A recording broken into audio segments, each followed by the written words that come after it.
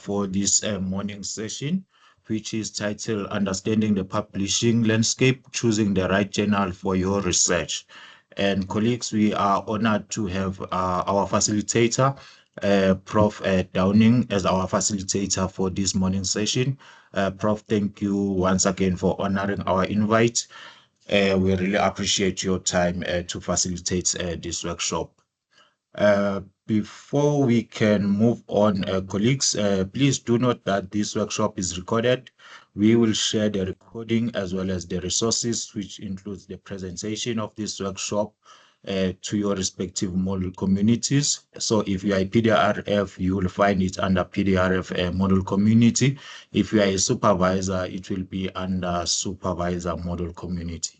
Colleagues, if you are not yet enrolled in any of the mentioned communities, you are more than welcome to email us on supervision calls or RCT inquiries, and then we will be happy to assist you with the enrollment. Also, we upload all our resources now on the RCT management system, which is the new platform available on ULink under the services. The last option is RCTMS. So if you are having also problems with the registration or completing your profile, please send us an email and then we will be happy to assist you with the registration. On that platform, colleagues, you will find previous workshop recordings as well as be able to book for any upcoming workshops. And also you can generate your own certificate of attendance for any workshop you have attended. The system will record that you have attended the certain workshop, and you can just download your certificate. However, we do send certificate of attendance via email to all our participants who have attended a certain workshop. So for this workshop, the certificate will be available by next week. We will issue certificate of attendance by end of next week. With that being said, colleagues, now allow me just to go through some few housekeeping rules. Please make sure your mic is muted unless you do have a question and you want to make a contribution. We do encourage an interactive collaboration, so please do make your contribution or ask question under the chat or under Q&A, or alternatively, you can just raise a hand and I will notify Prof that someone has a question or type under the chat. Also, I will enable your mics, colleagues. Please do make sure that there is no background noise from your side. If you are in a busy space which has a lot of noise, please make sure that you use the chat instead of unmuting your mic. However, if you are in a quiet space, you can just unmute your mic and ask a question or make any contribution. Prof, would you prefer to take question at the end of a presentation, or you will prefer to take them along the way as you go with your presentation? I think I will like sort of halfway give time to ask questions and then at the end again. Would that be okay? Yes, perfect. Okay, all right. Okay. Thank you. Well, thank you, Prof, for that. So colleagues, during the Q&A session, or if you have any question during a Prof presentation, you can note those questions down or just raise a hand and I will notify Prof if someone has a question. That's perfect. Okay. Yeah. Will you allow me to share my screen, please?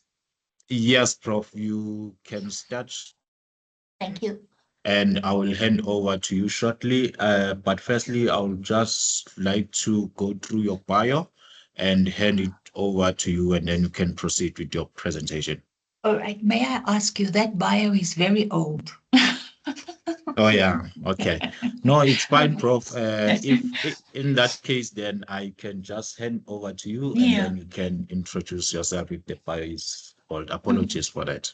That's perfect. No problem. I stay the same person. All right. So it's no problem. All right. Thank you very much. All right. Okay, Good Prof, morning to everyone. I am happy to be here, happy to see you. And can we all just put our cameras on so that I can just have a picture of who's out there, please?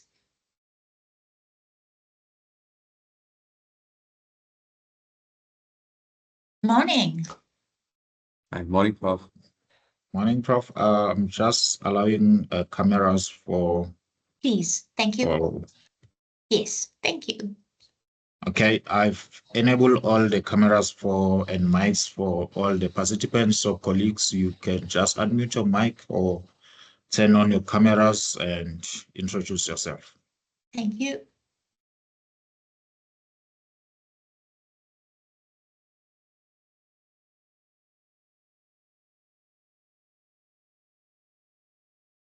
Sorry, Dr. V, we Okay, didn't yes, I'm get a sound talking from your talking side. to myself. Yes, I was muted.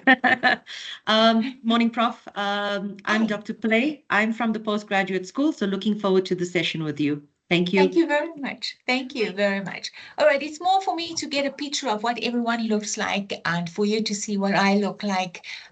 So thank you very much. All right, so I'm going to load my slides and then we can carry on. I can introduce myself. I am currently a full professor in the Department of Nursing at the Faculty of Health Sciences.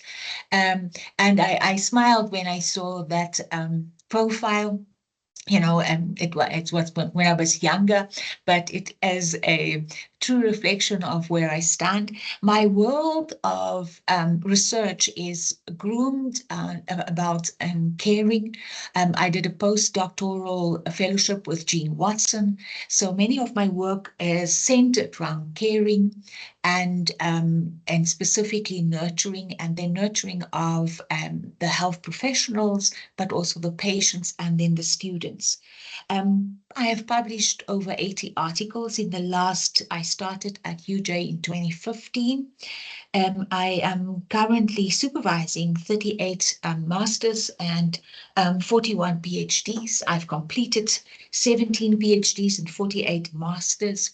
I am also a C2 rated researcher, but most importantly is I love what I'm doing. All right. I love lecturing. I lecture undergraduates, the third and fourth years research methodology, and I supervise masters and PhD candidates. And I thoroughly enjoy what I'm doing. So that is who I am. All right. Thank you. I'm going to switch my camera off and then share my slides with you. Right. So today we're going to look at, let me just get there quickly. Thank you.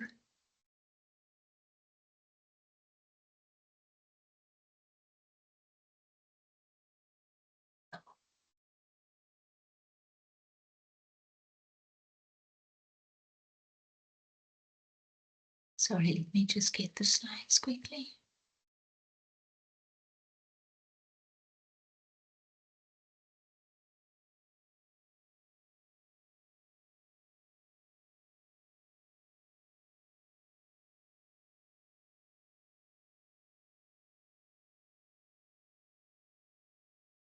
Right.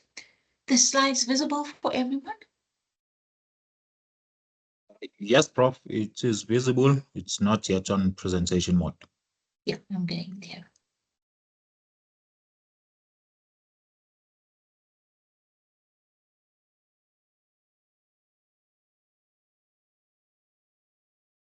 There we are.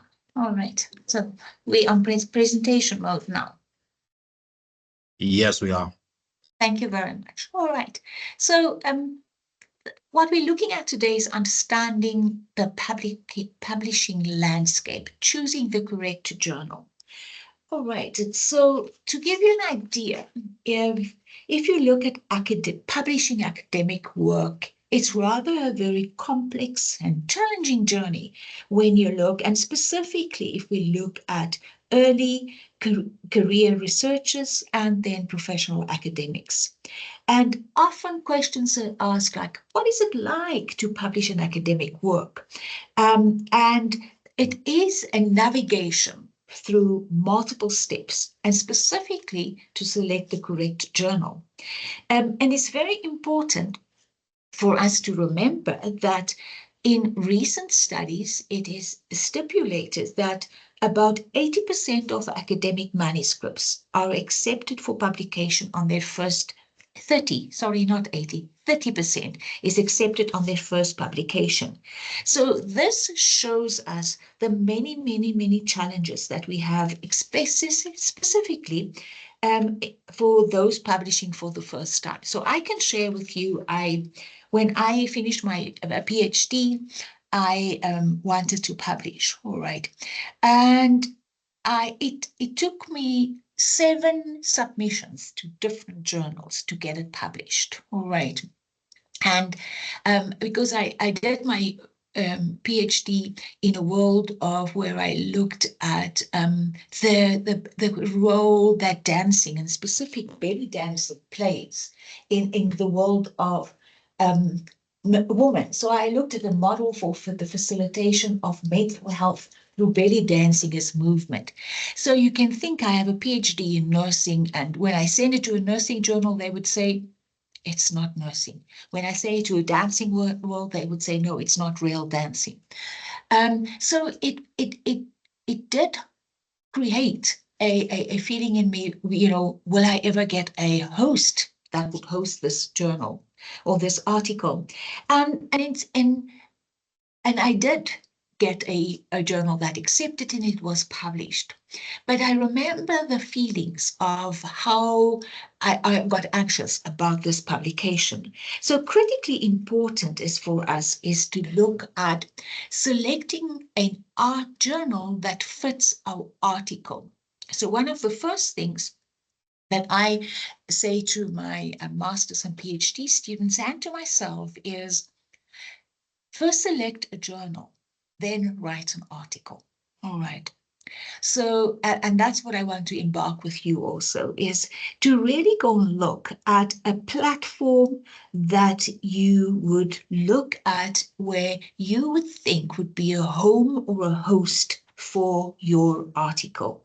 And in the world of article, we need to look that there are many academic publishing landscapes, and they consist of different publication platforms. So one, we have academic journals, we have university presses, we have open access, and we have academic book publishers, which all of that we have within UJ. But critically important is that you need to look at what is the journal that I'm looking at? And specifically when you look at a journal or a publisher, besides many other factors that we'll talk about, is look at the reputation. Right. One of the critical factors is look at the reputation of the journal, looking that they have a strong reputation. So sometimes we refer to journals that are in quartiles, all right? So we have journals that is ranged in quartile 1, 2, 3, and 4. And you can find it, you can Google it, and you can see who are the top journals specifically in your area.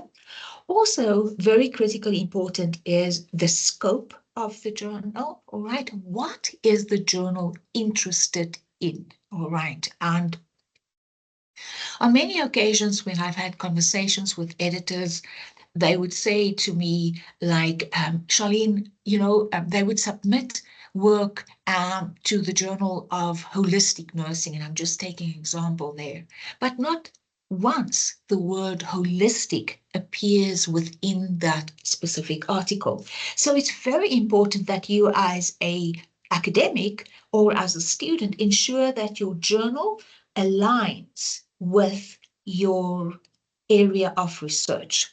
And also, I currently do use in my world, they use special editions, all right? So I look out there, what is available under special editions. And I also, one of the things that I look at, besides that I tell the student first get the journal, is to look for an example. If I want to publish concept analysis, I need to go and look, did this journal publish concept analysis before? Because if they haven't, I'm knocking at the wrong door. And that is what I'm saying. Also, one needs to go and look, besides the reputation, besides the scope, is then you're going to look at open access options, all right? Because open access provides us with a significantly increased readership because it's freely available. And those are the factors that it increases the likelihood of getting your academic work published, and it has reaching a wider and more engaged audience. So that is absolutely critical that you need to go and look at that. Very, very important. It is a daunting landscape, as I said, And very important is that you select the right journal. And specifically, if we're in academia, that it is crucial for our career, but it also has the notion of that it can have an impact for our work. So that is very, very important. And when we look at that, then let me just move on. Sorry. Thank you. All right. So I spoke about the right journal shapes your research impact in your career. So it's very, very critical for you to select the optimal journal. Is a strategic decision for every researcher. All right. And critically here, what we need to take in consideration is the visibility of what you're selecting, or the journal that you select can lead to greater citations, collaboration opportunities, and then job prospects. All right. If you look at it, that journals with very strong reputations can elevate your work and the quality of work in aiding in career advancement. But it's also that you look, as what I've previously said, what is the journal's audience? So who are the reader of the journal? All right. Where's the journal hosted? And looking at specific themes. I also look at who's on the editorial board of this specific journal. And specifically, if it's got a picture, all right, or a profile of the experts that I want to look at. I am not an author that writes to editors, all right. I'm not one of them, all right. I really think that my article needs to sell my work, and then when I submit it. And it's very critical also that you as a younger generation, you understand that when you get feedback, all right, and that specifically engagement, or when you attend a conference and you see that the editor is there, you understand, then it is critical in networking to engage to them, because it is very critical to have a network collaboration. So that is critical what you need to go and look at. Very important is also the readership. All right. So looking at who reads these articles. All right. So it's critical who reads these articles. What are do they attract a wider range of readership? Also, where are they indexed? All right. The Scopus, the Web of Science, very, very, very, very critical. Because as I said, you understand, it is selecting the correct journal is crucial for your dissemination, progression, and achieving broader academic recognition. Right. And specifically here, we're looking at citations, okay? And that is very, very important. So critically for you to look at that. If you then work, then we look at the impact on your career is specifically when we look at the visibility and the reach. So how widely your work will be read, discovered, and cited by peers globally. Further than that, we're looking at the credibility, enhancing of trust, the authority in your research findings within the scientific community. And I always smile here because when my master's and PhD candidates, when it's their first article, because many of my PhD and master candidates, I've taken them from their masters to their PhD. So I remember the occasion when they've published their first article. It is very adorable to look at that smile and the proudness of that specific article. But more proud is when they receive their first citation. All right, I will then get a little picture on WhatsApp to say, Prof, look, they've cited us. These people have cited us.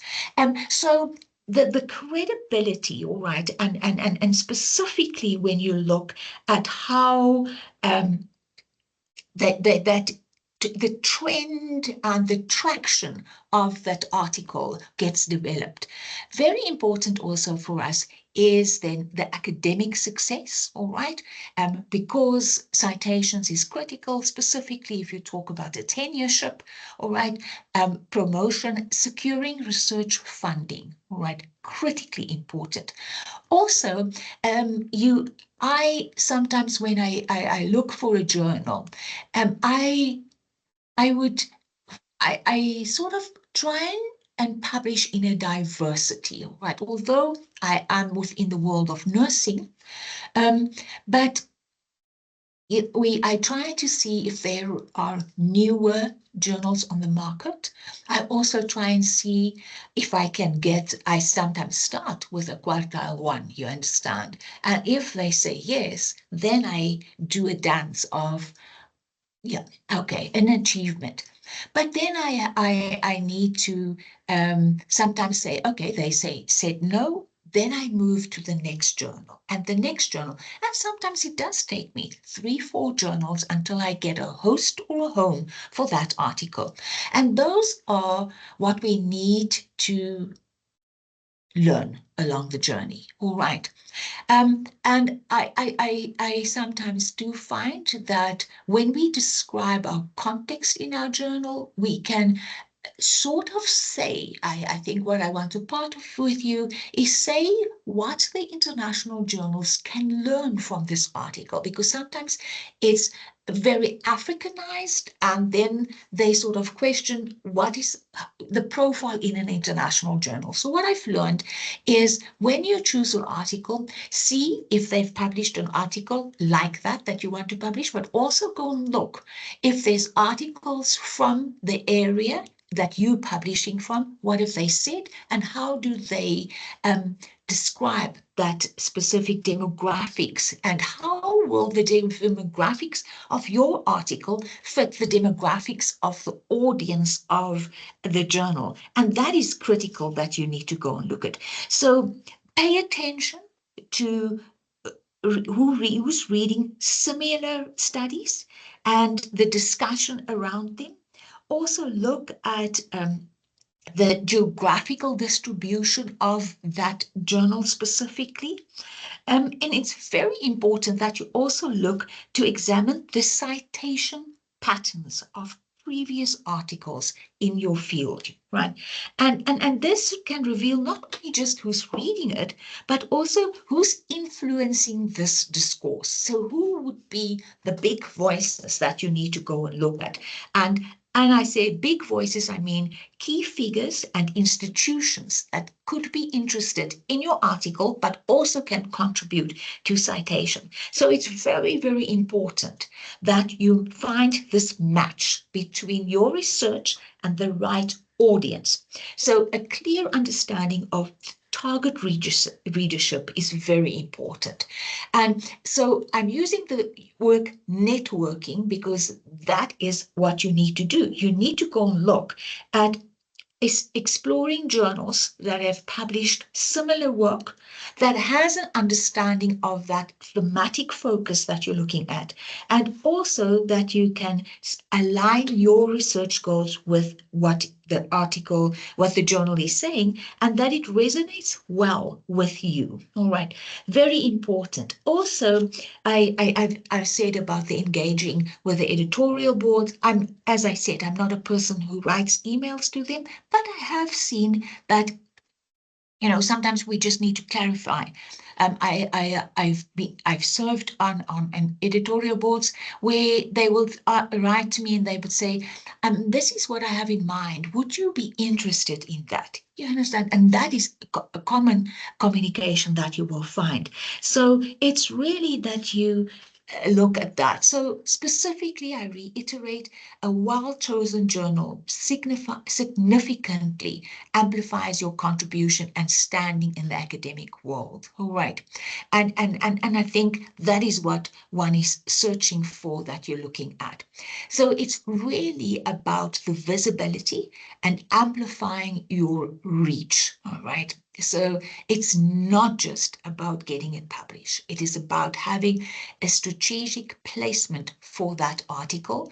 And really it is about increases the likelihood of your article or your work being discovered and cited.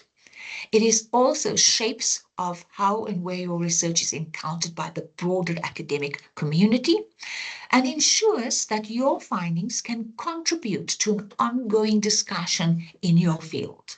Right? And I think when we're looking at, it doesn't matter of when people refer to you as a novice researcher or a mature researcher or established researcher, we all seek this. All right. We all seek for our article to be read, our article to be cited, and our article to be part of a discussion in the world of where we work and what is our research interest. So critically, a high visibility leads to a greater impact and recognition from scholarly contribution. It's also very important when you're a master's and PhD student to sit down with your supervisor and sort of say, where will we write articles, all right? And to also say, where will which journals would we look at to publish in? So that discussion, if you're a master's and PhD student, is critical to have. And it's critical for you to have this engagement and to have a pre-planning in that. So when I supervise, I say to the student, all right, when we're here, we're going to publish. When we're here, we're going to publish. When we're here, we're going to publish. And then we're going to finish and then we'll publish. And this is where we'll go and present. This is where we go present. So that you have an idea of what goes where. How does the puzzle pieces fit in one another? And that is absolutely critical, that one finds that significance of how it fits in one another, critically important. Also, then if you identify your research audience, all right, who needs your work, right? So, and that is also critically. So very, very important is that you look at who's going to read your work specifically. And then you can see that I've identified academics, practitioners, and policymakers, all right? And critically here is that it's also that you define your readership, because your readership of your article needs to fit with a specific scope and target audience of the journal. And so the journal scope and who you are writing for is critical that match. So it's crucial for an effective scholarly communication. And it's also, this practice will help you, all right, so that you can actually see that your work is positioned and that it is part of it contributes to the journal, but it's also relevant to the journal. And it increases or enhances the likelihood of acceptance and maximize the impact of your research. That is absolutely critical for you to look at. If we move from there, then matching your research with journal scope and avoiding desk rejections. All right, I think it's very, very disheartening, all right, when you submit an article and you've not even reached the front door, and then there's an email already to say, sorry, all right, we've looked at it and it doesn't fit. Yeah, that is it's disheartening, all right, and it's really, really frustrating as a researcher, because now you're back to square one, all right. So very, very important is that you sort of do your homework. And the key steps in your homework is assessing the journal impact and assessing the journal reputation, also reviewing the aims and scope, examining recent journals, and ensure the topic alignment. Very much, I've spoken about that, all right. And a mismatch in a topic alignment is a desk rejection. Many journals currently have it, where you would submit your article and then there would be a scrutiny of, does this article fit with this journal, all right? And would that be an article that they would like? All right. So, so it doesn't even go in the peer review process.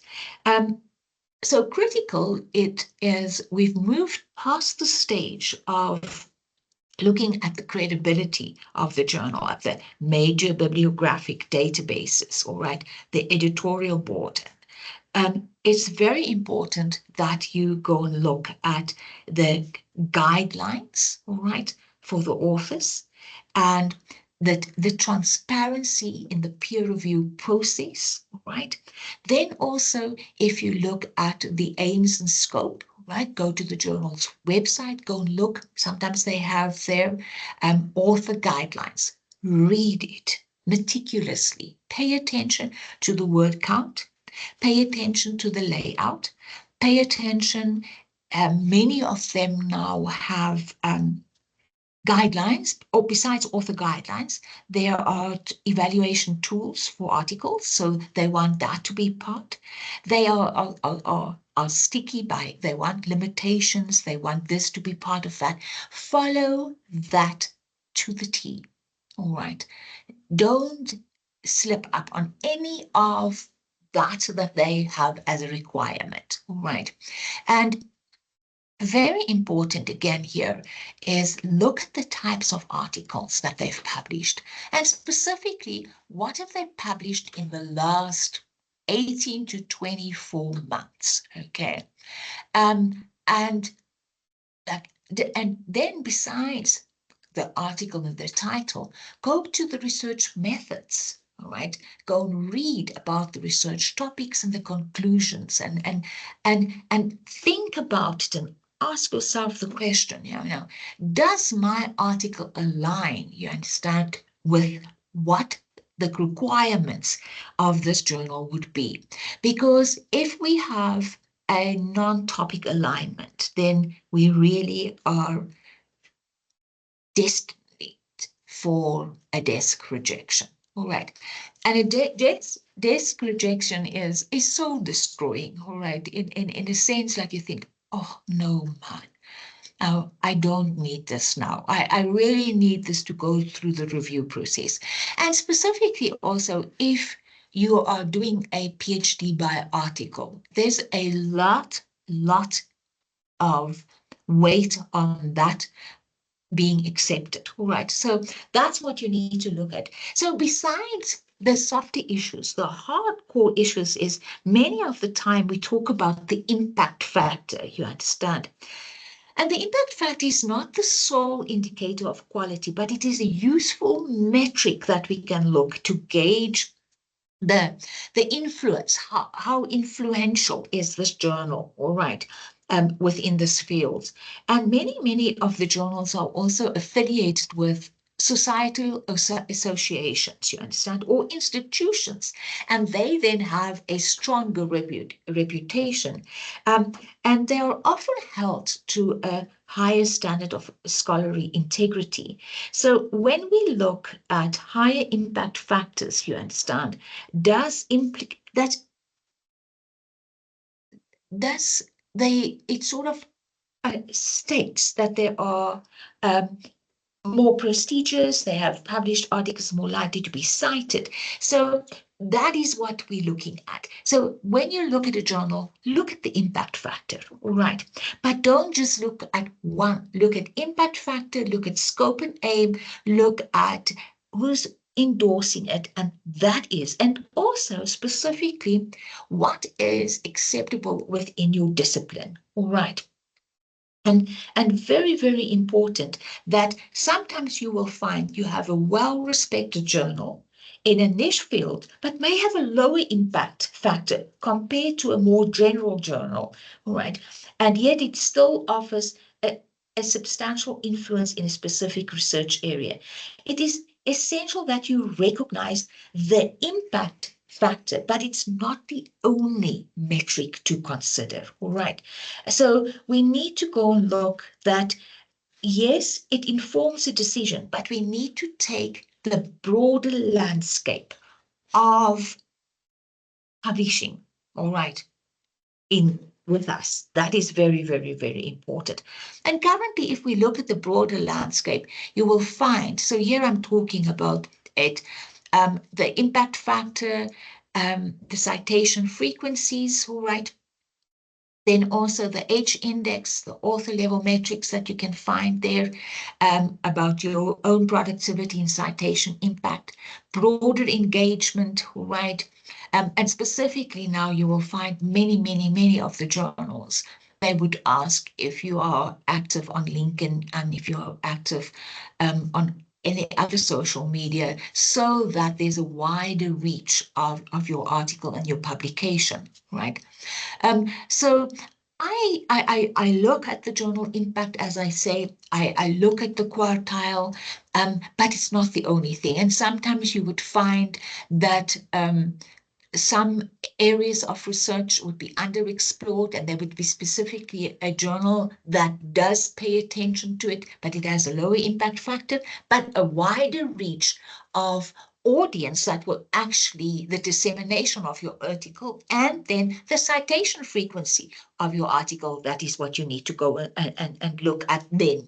So it's critically that you're not in a world of where you only look at one single thing. Very important if you're a PhD or a master's candidate, that you consult with your supervisor, you understand? And that both of you look at which journals are you going to look at. And then I say to my students, go and look, go and see, go and read. And then we would come back and we would decide, all right, what do you like? What do I like? And where would we be going? You understand? And taking that from there. But again, it is a process of learning. And I've told you of where I started off and where I am today. And I still get that same feeling of publication. I go, yes, all right. It is a very, very, very, very nice feeling that you get. Then this is about the impact factor, all right. So it is calculated based on the average number of citations received by articles published in a specific journal within a given 2-year period, all right. But it doesn't always mean that it is the best fit. All right. A journal with a high impact factor they're incredibly selective, all right, and they cater to a niche that your research doesn't perfectly match, all right. And then you haven't even knocked on the front door, and then the door closes again. You understand? So you really need to. It needs to be a perfect fit. So if that is critical. Also, the key is to find balance between prestige associated with a journal and the practical reach for that. And that's, so it is really about the dissemination of this information, all right?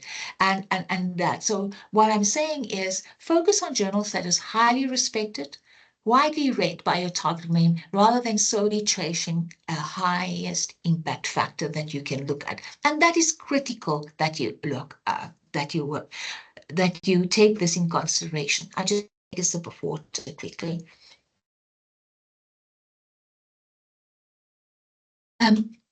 Would there be any questions up to now? Anything in the chat box? Nothing so far, Prof. Nothing. Cool. Thank you. Thank you very much. All right. Then also you must be critical about the peer review process. So besides selecting a journal, bear in mind about the peer review process. So there is a process where you can get a DOI, a digital object indicator for your article before it goes in peer review. Now, I might be a little bit old school. I don't do that. All right. So I wait for the article to be accepted and then get a DOI. All right. So I'm not in favor of having a DOI. So, but it's also important that when you select journal, to have a great understanding for the peer review process that they're looking at, all right? And critical within that peer review process is that you would get like a single blind, a double blind, and an open peer review, all right? So in a single blind, it's really where you look and the reviewers know the author's identity, all right?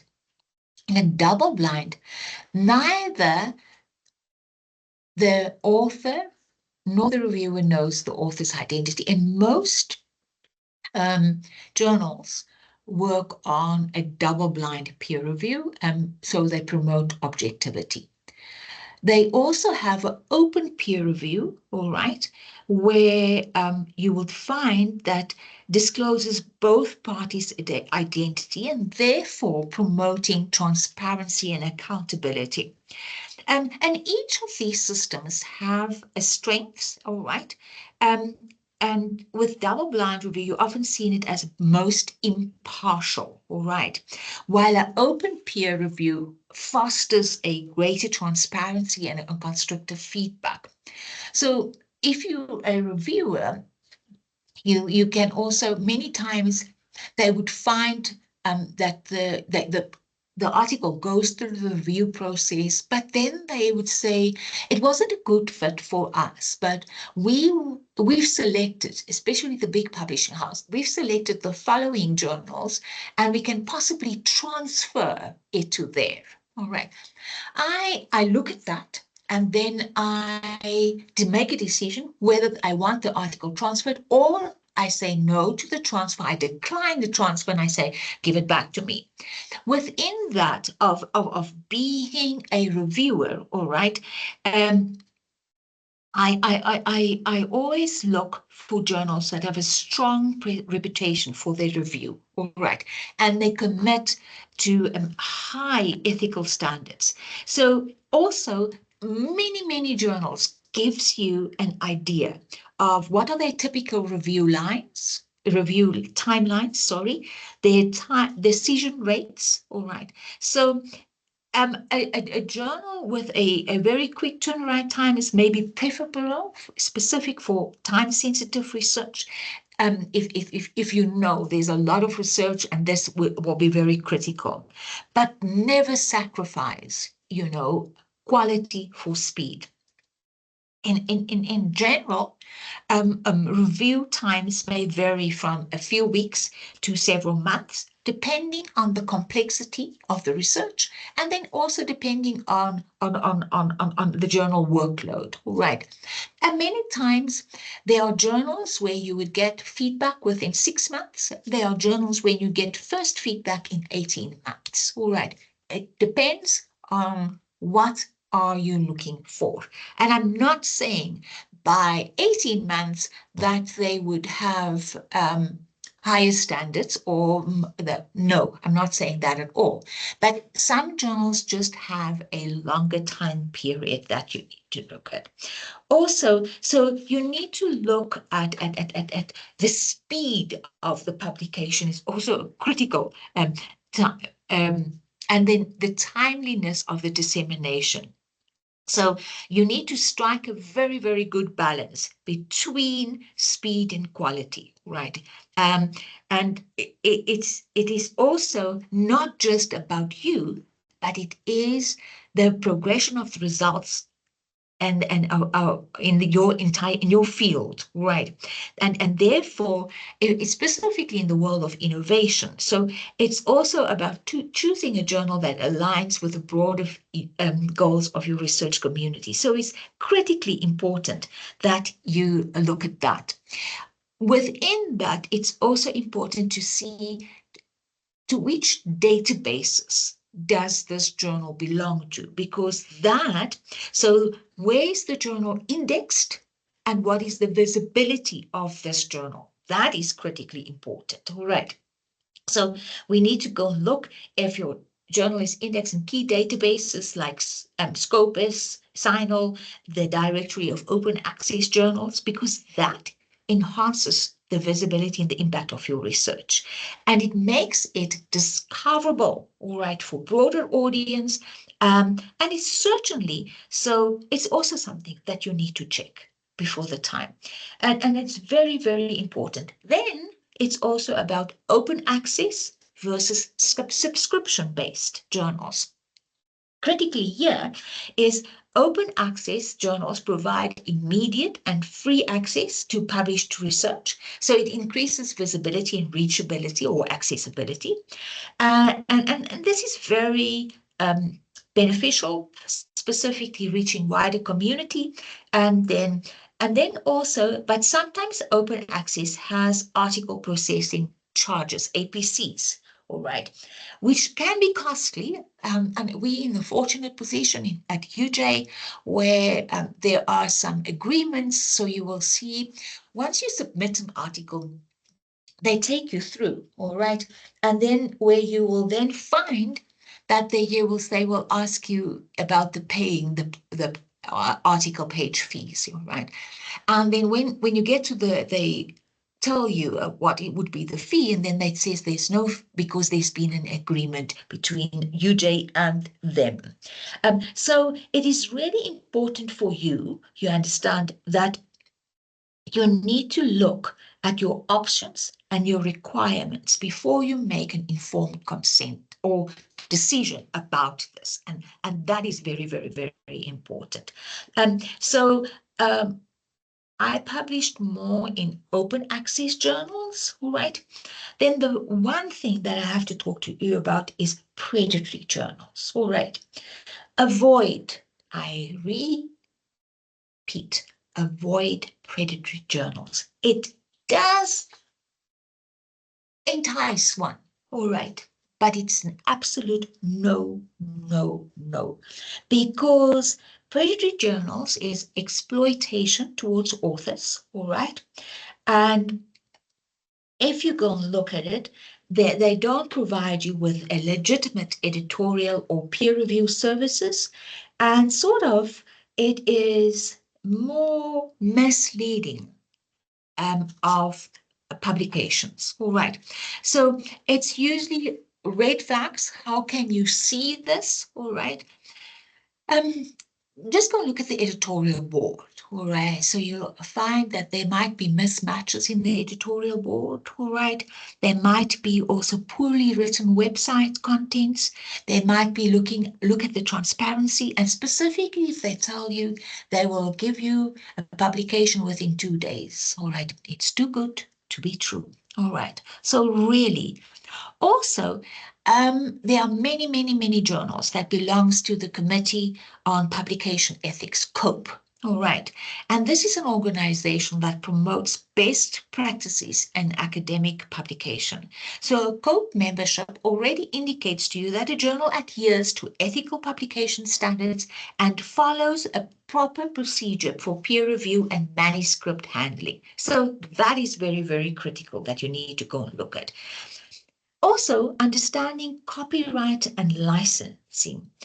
So critical here is for you to look at your institutional repositories, all right, specifically if it increases visibility and if it makes it freely available. But it's very, very important that you look at the implications of copyright ownership, on your ability to share and reuse your work in future.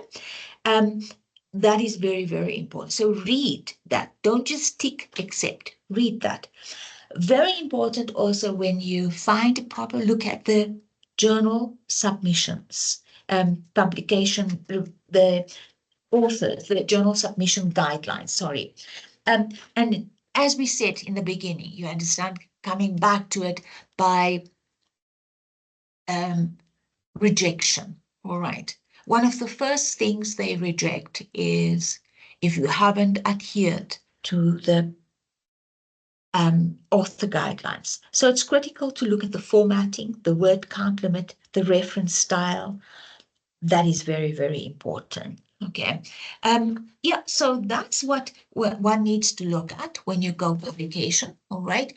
And that is what I prepared. So I'm open for many, many questions. All right.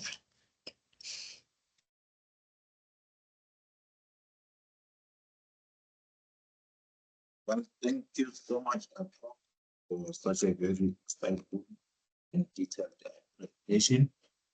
Colleagues, now we have opened the floor for questions. So if you do have a question or any contribution you would like to make, you are more than welcome to just unmute your mic or alternatively type under the chat.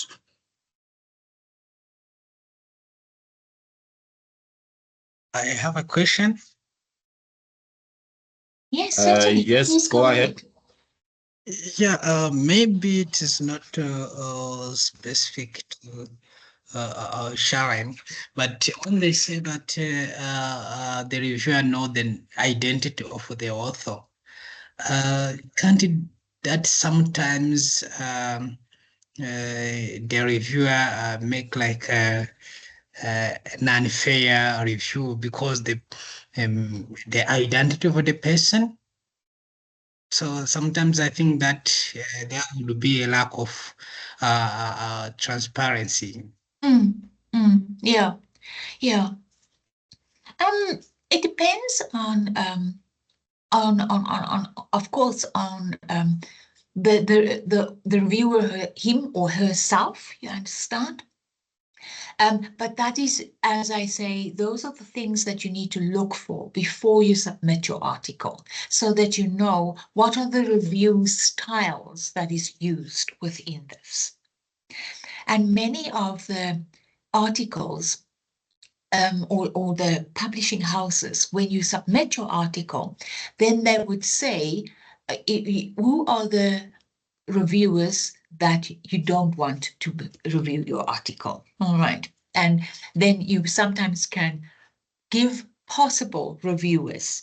Some journals require that. You can't move on in the submission unless you submit 3 or 4 names as possible reviewers. But you have the right also to say who the opposing reviewers that you can do. But yeah, so it does, open peer review does bring about an ethical dilemma, but it really dependent on the reviewer.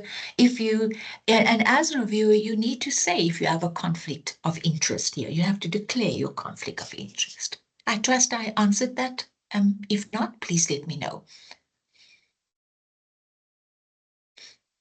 Yes, I think you did, but also must be clear. Sometimes I hear people say that a journal published from Europe, a journal published from Africa, whatever they call it, sometimes the one from Europe can go ahead rather than the one from Africa. That's my main actually question was, but yeah, I don't know how that can be correct. Yeah. So can you just repeat it, that I am sure that I hear you correctly? Yes, I'm saying, Yes. yeah, you did answer me. I got my answer, but also my question was based on where I hear people say it. An article may be published from Europe, another one may be published from Africa. The one from Europe can go ahead than the one from Africa. While the one from Africa may be even high quality. So sometimes may depend on the editorial board. So that's the reason why I'm asking such question. Yeah. And I think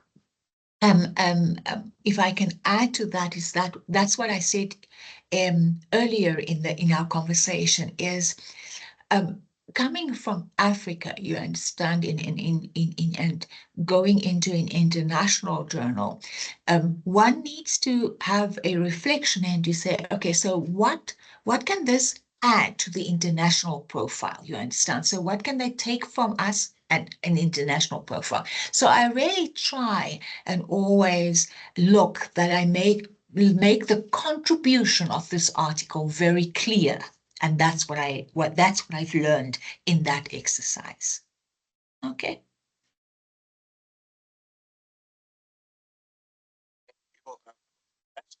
There is a hand also by Dr. Samson. You can go ahead, and after I'll go to Dr. Hlengwa.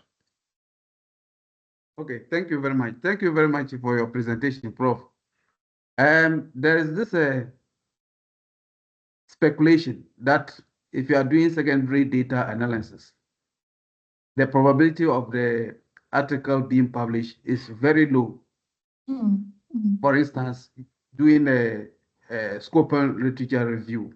mm, mm, And some say if you do metadata analysis, that is where it will be accepted. I just wanted to know what is your view about that? Because as young researchers, yeah, because our finances are very low, yeah, we tend to yeah, write maybe secondary data, yeah, and mostly these papers are rejected, and we don't know whether yeah, they see that to be low quality or what. So, what is yeah, your view about yeah. that, Prof?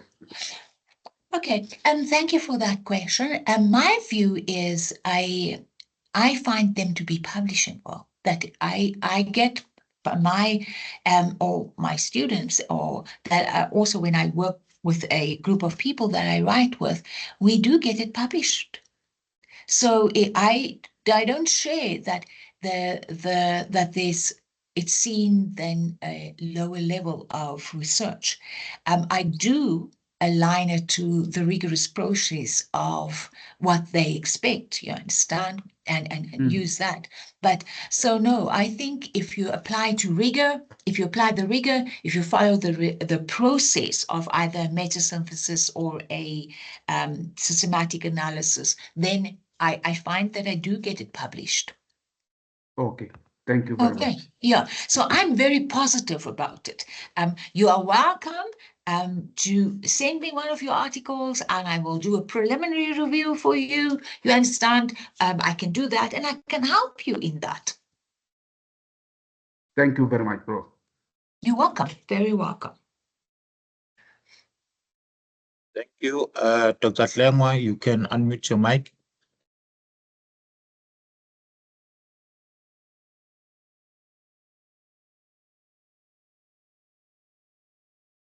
Dr. Hlengwa, we can't hear you. Oh, can you hear me now? Yes, perfect. Okay, thank you. So thank you, Prof, for the informative presentation. So my question is very short. I just want to know, is it a common practice for the journal to assign more than 2 reviewers for your submitted manuscript? Because what I do understand is that so for the double-blind review, you're Yeah. supposed to have 2 reviewers. So that is Yeah. my short question. Thank you. Okay. Thank you very much. Thank you. All right. I worked as an editor for a journal for Health SA Gesondheid, which is a journal within the Department of Nursing. So there we would opt for having 3 or more reviewers currently, or at that stage when I worked there. I can't talk currently. All right. I work as a guest editor also, and we allocate in our initial call for reviewers. You understand? You will always go for more reviewers to see. But usually if you have 2 reviewers, then you will say, okay, we can carry on. But in most journals, that it's the 2 reviewers, and then it gets allocated to a professional, a board member, you understand? So who serves on the editorial board. And you will see that many journals also talk about that they have associate editors and they have editors and they have this editorial board. So each of those memberships play a role in the assessment and evaluation of articles. All right. So in the one journal that I work for, I am just before the editor. All right. So what I do is once they've got all the reviews in and the article gets allocated to me from the beginning. So so if I have all the reviews in, then I would read every review and I would then make my decision about it, and I would indicate my final decision about it.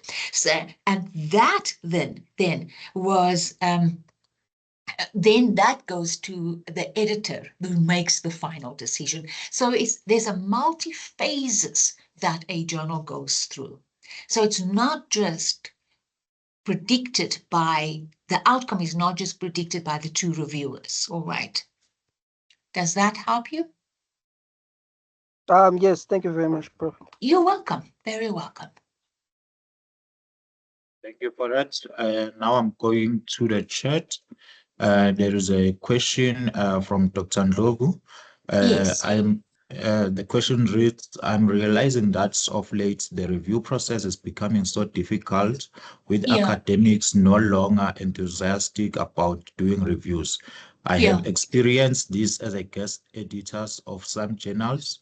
What could be the cause for this lack of interest? Yeah. Okay. All right. I'm going to answer it from my heart. All right. So I go from the opinion, or when I was a younger researcher, or when I entered the world of academia, my mentor at that stage said to me, Charlene, you're going to publish. So please, you need to do reviews. Okay. So I work from the frame, I want people to publish, and this is what I put out there. So I need to, the principle of Ubuntu, give back. Okay, because it is, I have to tell you, part of being in the editorial board. I mean, I sort of want to run away when I open my emails and there's like this editor, this a reviewer said no, this reviewer said no, because now you need to go back and re-invite people. So I would think if we want a healthy environment of reviewing and feedback and publication, each of us must contribute to being a reviewer. And if you're a very good reviewer, they will invite you to say, okay, we've seen you've done very good reviews. What would you not like to be part of our editorial board? All right. And that again is how we grow, all right, how we learn and how we become part of a network. So I think we mustn't just see about a review that this is what we need to do. But also, if you say yes for reviewing, do a very good review. Really put your heart into that. Because if you, as an editor, you get 2 sentences of saying, this article is appropriate, you're like, okay, what must I make of this? You understand? And you said you know that there are some critical aspects that needs to be addressed. So you do know that it's not good feedback to give to the author, right? That's what so I think we all have a duty, all right, in inverted commas, to be a reviewer.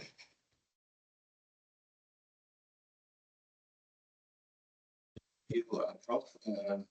Another comment from Dr. Patrick.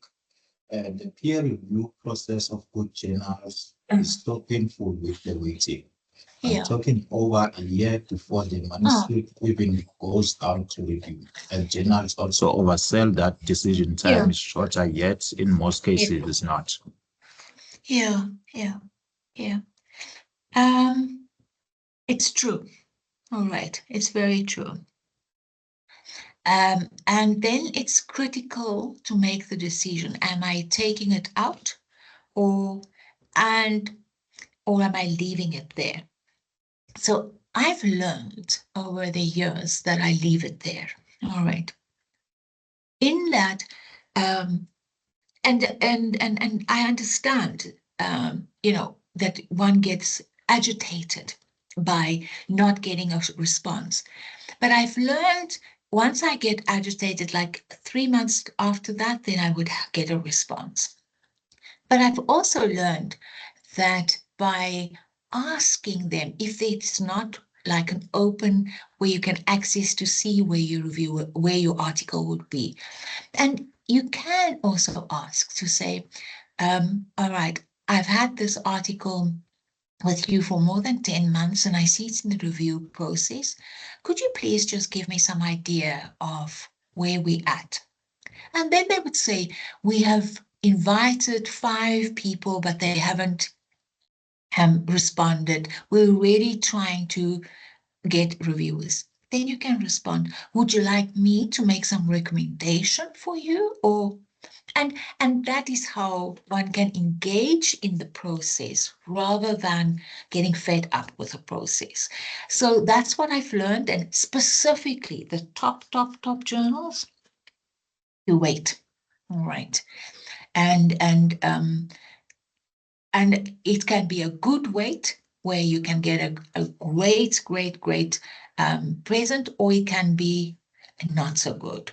But that is the environment that we are in with publication. All right.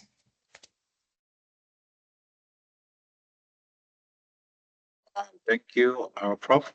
Yes. Colleagues, anyone with the questions? I think I have read all the comments under the chat, and I don't see any new hands. So if you do have a question, you can just unmute your mic and ask a question, or alternatively type under the chat as the colleagues are doing.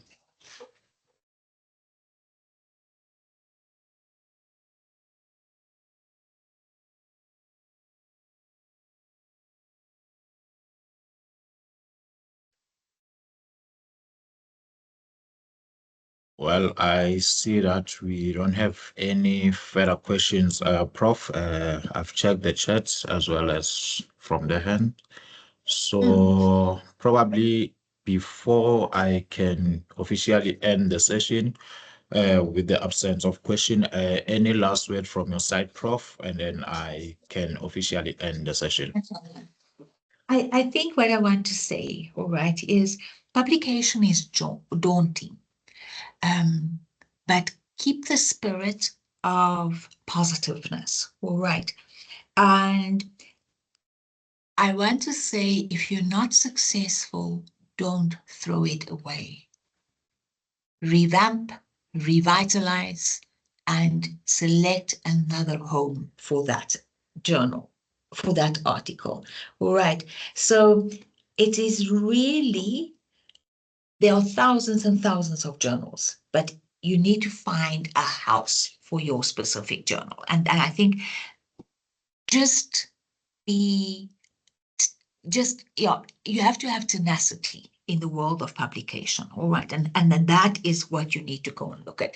And what someone sometimes said to me once is, take the keywords of your article and write it in Google Scholar and see which journals did they use, all right, and maybe then you can use those journals. So we all find ways of seeing which journals would be there, and I think that's what we need to go and look at, is finding a house, but don't discard.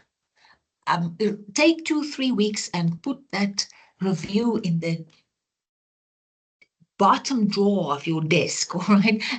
But then resurrect that, all right? That is what you need to do, all right? So be positive about it.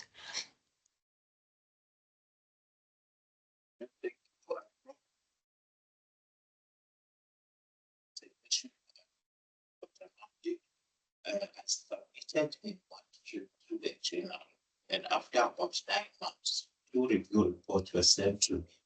One of the reviewers accepted that the work should be published with minor corrections, and the other rejected that it should be published. The editor stated that they would invite another reviewer, but it has been over 2 years now. Is it proper that one can withdraw the paper and try another journal? I would say, I'm going to say yes, all right, in that if it was me, I would write to the editor and I would say, this was our conversation, this was the date of our conversation. However, this time is past. I am of the opinion maybe that I would like to withdraw the article and I would like to try another journal. What can you say to me in this situation, all right? Or what can you offer me in this situation, rather than just withdrawing? All right, that's what I would do. All right, and then I would try another journal. Okay.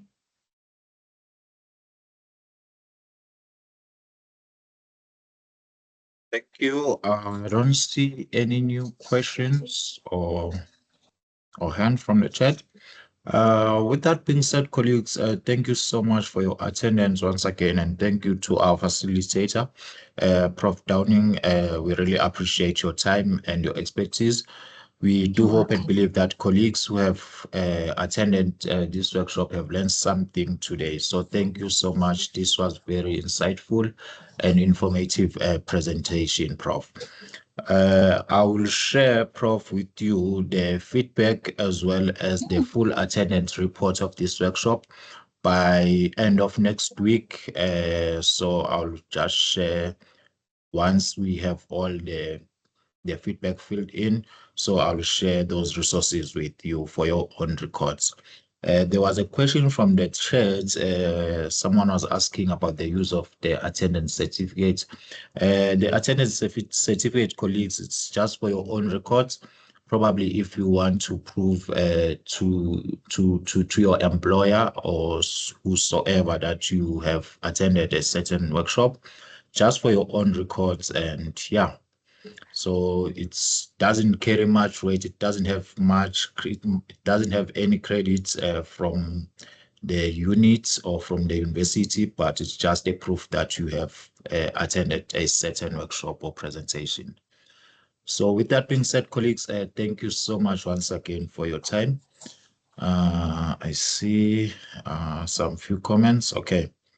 Thank you, colleagues, once again. So I'll share the recording as well as the presentation of this workshop to everyone who have attended, and we will upload to all our digital platforms, Moodle communities, PDRF, and supervisor, and also be uploaded on the RCT management system. So colleagues, if you are not yet enrolled in any of the mentioned platforms, you can just email us on supervision calls or RCT inquiries.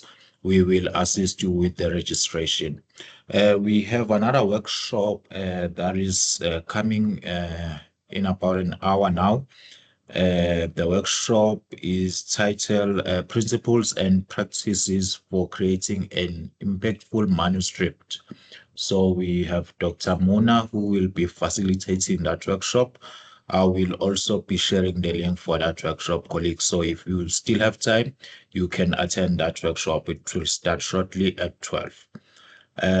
With that being said, colleagues, thank you, everyone. You can have a great day further. Thank you, Prof, once again. We are honored for your presentation. Thank you. Thank you very much for the invitation, and I thoroughly enjoyed it. And thank you to each and every one of you. I really enjoyed it, and blessings, and have a good Friday. Bye-bye, everyone. Bye, everyone. Have a great day further. Bye. Thank you. Thank you. Goodbye.